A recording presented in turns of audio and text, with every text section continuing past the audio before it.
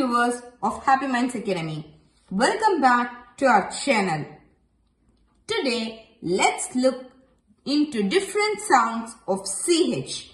The chef, in the choir, A, cheese. I repeat, the chef, in the choir, A, cheese. Chef, choir, cheese. Yes, these are the three different sounds of CH.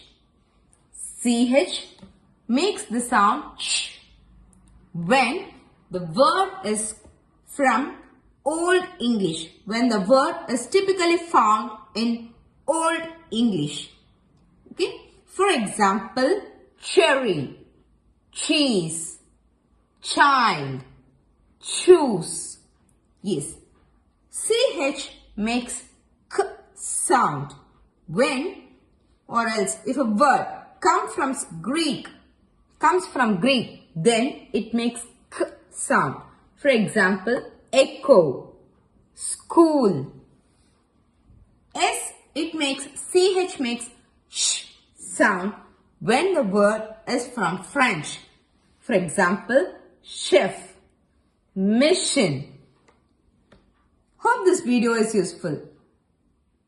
Subscribe for more such videos. To know the difference between CH and TCH, follow our channel.